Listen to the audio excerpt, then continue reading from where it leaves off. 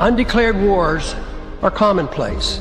Tragically, our government engages in preemptive war, otherwise known as aggression, with no complaints from the American people. Sadly, we have become accustomed to living with the illegitimate use of force by government. To develop a truly free society, the issue of initiating force must be understood and rejected. What if sometimes, to love your country, you had to alter or abolish the government? What if Jefferson was right? What if that government is best which governs least? What if it is dangerous to be right when the government is wrong? What if it is better to perish fighting for freedom than to live as a slave? What if freedom's greatest hour of danger is now?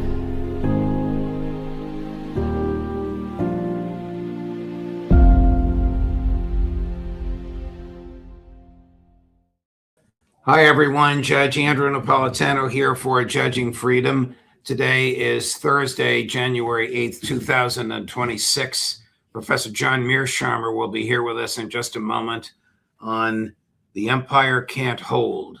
But first this. History tells us every market eventually falls. Currencies collapse. And look at where we are now. 38 trillion in national debt. Stocks at record highs defying gravity. So what happens next? Groceries, gas, housing, everything's going up. And this dollar, it buys less every day. When the system breaks, your stocks won't save you and your dollars won't either. But one thing will: gold. I've said it on my show for years. Gold survives collapse. Central bankers know this and billionaires know it. That's why they're buying more. Is it too late to buy, or is it just the right time? Call my friends at Lear Capital to find out. Ask questions, get the free information. There's no pressure, and that's why I buy my gold and silver from Lear. And right now, you can get up to $20,000 in bonus metals with a qualified purchase. Call 800-511-4620 or go to LearJudgeNap.com today. Professor Mearsheimer, welcome here, my dear friend. Happy New Year, such as the world is. It's always a pleasure to be with you. Professor Mearsheimer, does the United States need a military budget of $1.5 trillion a year, as President Trump has indicated he will propose for next year? Absolutely not. It's shocking that he's talking about a 50% increase in a military budget that's already up to $1 trillion. If anything, we should be cutting the size of the defense budget, in large part because we have such a huge budget deficit. And I think it's important to do everything to eliminate that budget deficit as much as possible and not to make it grow greater. He believes the tariffs are going to solve the problem. Tariffs are the magic formula here. They're going to bring in all sorts of revenue, and then he'll take a good chunk of that revenue, and that's what will allow him to go from $1 trillion to $1.5 trillion. I wouldn't bet a lot of money on that. The Pentagon has never passed an audit. It has failed every audit that's been imposed on it. Isn't this kind of money just a recipe for adventurism, the type of adventurism we saw the other night in Caracas? We'll probably never know what the cost was because the government won't reveal it. Well, I actually think most of these endeavors, military endeavors that Trump engages in, are very limited in scope and don't cost a whole heck of a lot of money relative to a $1 trillion budget. I think when you talk about containing China or containing Russia, then you're talking about huge amounts of money. Or if you're talking about maintaining NATO, that requires a lot of money. I don't think these military operations matter that much. I think you'll see a great deal of waste and fraud is in the weapons acquisition process. This will allow us to buy more weapons. And it's quite clear that the Pentagon has a weapons acquisition process that's broken, and throwing more money at it will make a bad situation worse. Have the neocons or as our friend and colleague Colonel Douglas McGregor prefers to call them, globalists, now taken charge of American foreign policy? No, I actually think that's not the case. I thought that for a day or two, but I've changed my mind on it. Oh, I want to hear this.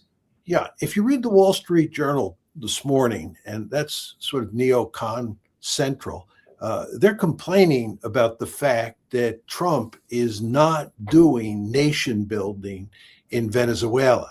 In other words, Trump is keeping the same regime in place. This is really not a case of regime change. And he's made it clear there are not going to be any elections. And we're really not interested in turning Venezuela into a democracy. And what you see with regard to Trump is he uses military force often, but he uses it in a very selective and limited way. He'll dump a couple bombs on Nigeria. He'll go into Venezuela and kidnap the president. But he is not doing regime change and social engineering in the way that the neoconservatives want. And this is in good part what allows Trump to get away with what he's doing. He uses military force in a very limited way. It's one and done. And then before people can criticize him for what he has done, he's on to the next escapade. And you see this with regard to Venezuela. The Venezuela operation is barely finished. And what are we talking about? Greenland, the next stop on the train line. And if he does Greenland, as soon as that's done, he'll be talking about doing Iran. But all of these are low-cost operations. Now, he's betting that Venezuela will be a low-cost operation, that he can violate the neocon desire to do social engineering, to turn it into a democracy. He can do Venezuela on the cheap. Whether that turns out to be the case or not remains to be seen. And I would bet that this will be where he first runs into serious trouble. But again, my basic point is that the neocons have not captured him. I got to play an interesting clip from Senator Tom Tillis on the floor of the Senate, a Republican, commenting on Greenland. Chris, number one. Mr. Miller said that the U.S. government, obviously, Greenland should be part of the U.S. That is absurd. He doesn't speak for the U.S. government. He speaks for the President of the United States, and on that basis, he can. Some people around here call me cranky. I've got a couple of buddies that call me cranky. You know what makes me cranky? Stupid. You don't speak on behalf of this U.S. Senator or the Congress. You can say it may be the position of the President of the United States that Greenland should be a part of the United States, but it's not the position of this government. They're not refusing to have us have access to project power into the Arctic. We could do it without taking over a NATO country. The flip side could be that Mr. Miller or somebody else said, hey, this would be cool. Let's take over Greenland. It'll be like a big aircraft carrier. Well, that's stupid too. And I'm sick of stupid. The amateurs who said it was a good idea should lose their jobs. I play that because most Republicans don't talk that way about the president's aspirations. He's been talking about Greenland for a long time. But you're right. The talk about Greenland, Cuba, and perhaps Iran has heated up. We'll get to Iran in a minute. What do you think of the likely geopolitical ramifications of this invasion into Venezuela? I think it all depends on whether it goes smoothly and we don't get pinned down in Venezuela. You want to be aware of the fact that he is talking about, he meaning Trump, talking about doing social engineering in other countries in the region as well. Colombia, Nicaragua, Cuba. He has a pretty extensive agenda in the Americas. And if he gets pinned down in Venezuela, as I think is likely to happen, then that's going to limit our ability to deal with Europe, to deal with East Asia, and to deal with the Middle East. But Well, if that doesn't happen, if he proves that this is something he can pull off quickly and rather easily, and he doesn't get bogged down in other places, then it'll have few geopolitical consequences. well, other than delivering Citgo to his Zionist in chief buddy Paul Singer, what did he accomplish by kidnapping President Maduro? Well, people talk about regime change, that we've just done regime change. The fact is, we've not done regime change. Right. The regime is still in place. All we did is, take away Maduro and replace him with Rodriguez. And I'm not sure there's a lot of difference between the two of them, and the government's just going to continue to operate. What's changed is we're basically going to use our enormous economic leverage, not so much military leverage, our economic leverage, to basically take control of Venezuela by taking control of its oil. And we think that by taking control of its oil, we can keep the present government in power, and we can make sure that that government dances to our tune. And that will allow us to continue to exploit Venezuela for as far as the eye can see. And you know that they're talking about us being deeply involved or running Venezuela, to use the president's terminology, for as far as the eye can see. And then again, the question is, how do you do that? And they think we can do it with all this economic leverage we gain from controlling their oil. Well, they obviously don't mean running the government. They don't mean collecting the garbage and filling the potholes and providing healthcare. They're just talking about oil. If they're just talking about oil, that's not going to be profitable while Trump is president, is it? It's an enormous expense to get that oil out of the ground and to get it refined and on the market. There's no question about that. And I think Trump is dreaming when he thinks that we're going to be making big oil profits from Venezuela soon. But the question is, given that we now basically are in charge in Venezuela, the question is, can we keep a stable government in place that basically does what we want? I mean, the problem here with your question, from my point of view, is I can't sort of explain what the threat was from Venezuela to begin with. There was none. I can't explain why we're there. I mean, this all kind of puzzles me. But it seems that President Trump is interested in controlling the oil. For exactly what reason, I don't know, because as you just pointed out, we're not going to make much money from that oil in the near term. And as other people point out, if we were making a lot of money from that oil, it would just hurt the oil businesses in the United States. Correct. So it's very hard to say what's going on here. People talk about driving the Chinese out of the region and creating a situation where China cannot get Venezuelan oil. Okay, well, where do you think the Chinese will then turn to get their oil? The answer is quite simple: Russia. And that's what we're trying to avoid. So how this all fits together is very hard to say. I don't understand what the Trump administration is doing. But all I would say to you is, we are deeply involved at this point, and I think we're going to have one whale of a difficult time keeping the lid on Venezuela. Almost everybody agrees that this is an incredibly difficult country to govern. That's always been the case, and it still is the case. And the idea that we're going to be able to govern from above, I wouldn't put a lot of money on that. The second thing is that Go ahead. that nationalism comes into play in these cases.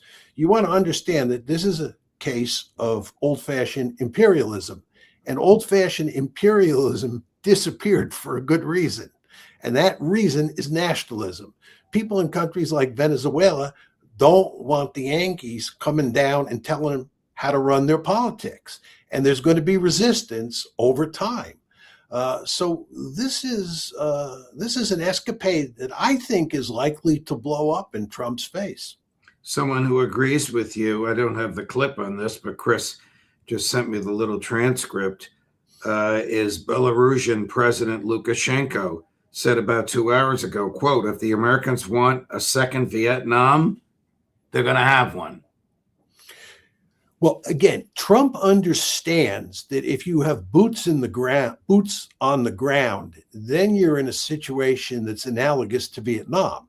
And he's not putting boots on the ground. And what he's trying to do is govern Venezuela with economic coercive measures. He has this government in place, no regime change. We just changed the leadership. And he thinks that we can use our economic leverage to get that government to dance to our tune, to govern Venezuela in the way we would like it to be governed, to allow our oil companies to come in and exploit the country as Donald Trump sees fit. And the question is, do you think he can get away with that? And if he can't, and then he decides that he has to put boots on the ground, then Lukashenko is right. Then we are really in deep trouble. But this is theft, pure and simple, just like the theft of those oil tankers. There's no question about that. I mean, I think that's not even a debatable issue. I mean, we basically believe that Venezuela and other countries have no right to nationalize their own oil. Right. They can't do that because Trump believes it's our oil. Right. He believes that the oil under the ground of Venezuela somehow, he cannot articulate a reason, but somehow belongs to the United States. Yes, they did nationalize Citgo. Citgo was sold in a fire sale, and who bought it? Paul Singer. He's probably salivating about what it's now worth compared to what he just paid for it at a fire sale, so to speak, authorized by a federal judge. Let me go to Russia, please. What do you think the Kremlin's reaction is? In the past 2 weeks, one of their tankers was seized. The Maduro escapade invasion occurred, and the CIA has tipped its hand about being involved in the drone attack on President Putin's house. Yeah, this is the attack on Putin's house, and the fact that it's quite clear the CIA was involved is really shocking. It's just another case of the United States crossing red lines that we would have never dreamed about crossing during the Cold War. The big two precedents here are, one, when we attacked, or the Ukrainians attacked with aid from us, aid from the CIA, one leg of the strategic nuclear triad of the Russian arsenal. That was quite shocking when we went after those bombers. And then the other precedent is when we assisted the Ukrainians in their invasion of the Kursk region of Russia. I mean, think about that, invading Mother Russia with U.S. support. I found that hard to believe at the time. And this is the third big example. And I think the Russians have come to the conclusion that at some point, this is not the right moment, but at some point, they're going to have to do something major to send a clear signal to the United States that this is intolerable. I think the Russians fully understand that the United States elite, the foreign policy elite in the United States, has lost track of the fact that we live in a nuclear armed world, that we live in a very dangerous world, and that doing these sorts of things threatens escalation to the nuclear level. The Russians are very upfront about this these days. They really think that the United States lost track of reality during the unipolar moment and has failed to understand the impact of nuclear weapons on relations between great powers. And I think there's a lot of truth in that. So I find this attack on or attempted attack on Putin's residence that was assisted by the CIA to be foolish in the extreme. But I would say to you, Judge, having said all that, I think the Russians understand at this point in time, what they want to do is keep their eye on the ball, right? Their major goal at this point in time is to win the war in Ukraine and not to get sidetracked by what's happening in Venezuela, what's happening with regard to their tanker being captured by the United States. This obviously is not going to make them happy, but you don't want to get sidetracked. You want to keep your eye on what's important. As my mother used to say, first things first, and let's get the job done in Ukraine. I think that's their goal. And if the United States gets sidetracked in Venezuela, that's to their advantage. Will the Russians consider the United States a serious, credible negotiator with all this stuff going on? Will Putin spend 5 hours with those two real estate agents, Witkoff and Kushner? Well, he's doing this for public relations purposes. He's basically trying to tell the world that he's a reasonable individual who believes in diplomacy. Donald Trump might not believe in diplomacy, but he believes in diplomacy. So this is all being done for show. Putin surely understands that diplomacy is off the table. If you listen to Trump talk, you listen to his conversation with the New York Times that's just now being reported by the Times, it's quite clear that he has little use for international law. He has little use for diplomacy. He believes in pure power politics. It's nothing but raw power. And he believes, Trump, that he's the one who decides, when a treaty or when international law applies and when it doesn't. And the Russians understand this at this juncture. And furthermore, they understand that diplomacy as a means of shutting down the war in Ukraine is off the table. This war is going to be settled on the battlefield. Right. The Russians aren't worried about diplomacy with the Trump administration at this point in time. They just don't want to alienate Trump any more than they have to. And they want to show the world that they, unlike Trump, are reasonable. The two real estate agents, as I keep calling them, were present in Paris earlier this week. This is difficult to say with a straight face, Professor, because it's so absurd. When the coalition of the willing, plus President Zelensky, announced that the EU is prepared to send military peacekeepers to a post-war Ukraine, and they're offering that to President Putin. Are they out of their minds? Are they blind and deaf to what Putin and Lavrov have been saying for the past 2.5 years? Well, just to be clear, the Americans were there, as you said. Right. They didn't say anything. They just stood there and nodded while these announcements were made by President Macron, and then the others chimed in. But also, as a result of that meeting, they're saying that we're going to provide, we meaning the Americans, are going to provide a backstop for the Europeans. So we're involved in this escapade.